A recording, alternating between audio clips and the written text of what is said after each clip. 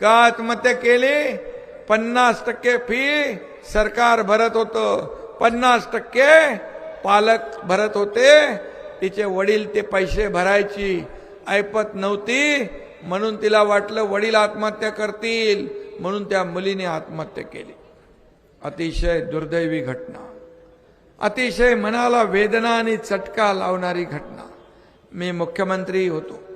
मी विचार केला की आपलं सरकार, आपण सर्वसामान्यांचं सरकार म्हणतो, आणि या सरकारमध्ये एक मुलगी शिक्षणासाठी आत्महत्या करते, यापेक्षा दुसरं दुर्दैव काय असू शकतं?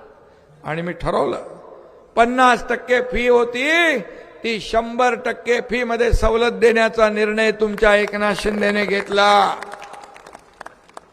आता मुलींचं उच्च शिक्षण देखील त्याची चिंता मिटली.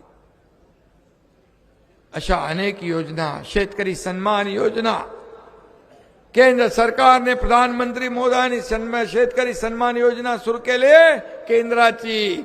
मी मुख्यमंत्री असताना राज्याची पण आपण शेतकरी सन्मान योजना सुरू केली. 6,000 रुपये वर्षाला आपण देऊ लागलो. पीक विमा योजना लागू केली.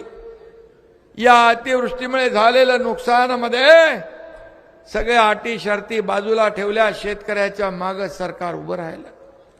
आणि म्हणून अनेक वयोश्री योजना सुरू केली, अनेक योजना सुरू केल्या. आता मी वाचायला गेलो तर वेळ पुरणार नाही, परंतु मला आनंद आहे, मला समाधान आहे आणि मला अभिमान पण आहे की 2.5 वर्षाच्या काळात या राज्यामध्ये अनेक ऐतिहासिक निर्णय घेतले. ते ऐतिहासिक निर्णय या भविष्यामध्ये सुवर्णाक्षराने लिहिले जातील.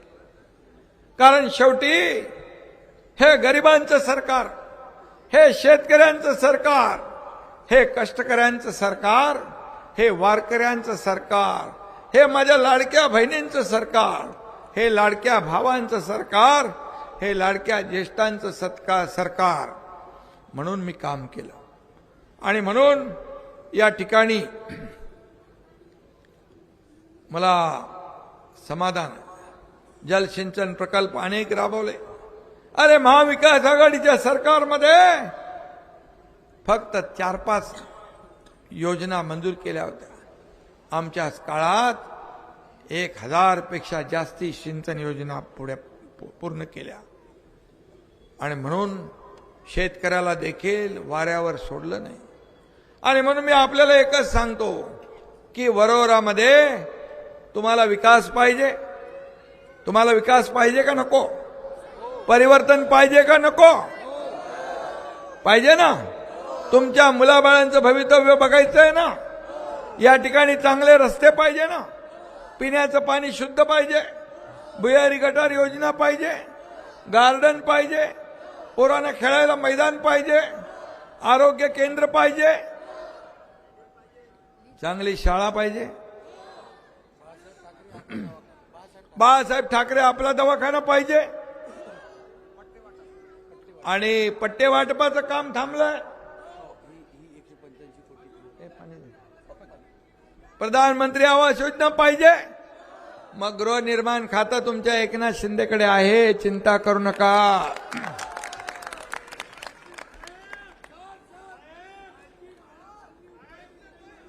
आणि म्हणून 185 कोटीची पाणी पुरवठा योजना या आता काही एनओसी करता थांबली आहे.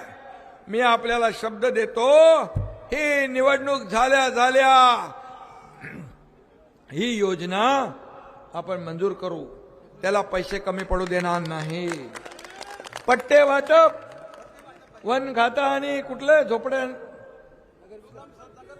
झोपडपट्टीचा विषय जो आहे तो देखील आपण नियमाकुल करू. अरे थांबा रे, बोलू देतात मला. मग झोपडपट्टी वाटप, पट्टे वाटप आहे ते देखील आपल्या नगर विकास खात्याकडेच आहे.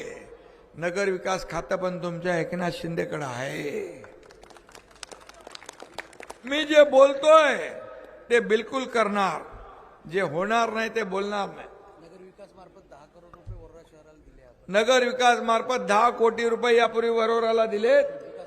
विकासाला दिले, परंतु या ठिकाणी आपल्याला खूप काम करायचं आहे. या ठिकाणी आपल्याला बरंचसं काम करायचं आहे. हे निधी दिलेला तुमचा आहे तो काय वाचत नाही मी, पण मी जे काय तुम्हाला आता पाहिजे आहे ते देणार आहे. कारण ही नगर परिषद जुनी आहे ना, 155 वर्षापूर्वीची आहे. त्याला कार्यालय आहे की नाही? इमारत झाली आहे. नवीन इमारत कुठं आहे? नवीन इमारत करा, चांगलं त्यातून लोकांना न्याय द्या, न्याय निवाडा करा. आणि म्हणून विकासाला कुठलेही पैसे कमी पडणार नाही. बरंच माझ्याकडे आलंय, या ठिकाणी वरोऱ्याने काँग्रेसला आमदार खासदार दिले तरी सुद्धा हा भागाचा विकास झाला का? नाही झाला ना. मग आता त्यांना एवढी संधी दिली, आता तुम्ही कोणाला संधी देणार? शिवसेनेला, धनुष्यबाणाला, ज्योतिताईला देणार ना? सगळ्यांनी हात वर करून सांगा, आम्ही संकल्प केलाय, निश्चय केलाय की 2 तारखेला धनुष्यबाणा समोरचं बटन दाबणार ना. आणि म्हणून या ठिकाणी वरोरा मुख्य मार्ग, आंबेडकर चौक ते जुना वनी नाका, त्या ठिकाणी जे काय काम आहे तेही करू, रस्ते करू. आणि या ठिकाणी पाणी, रस्ते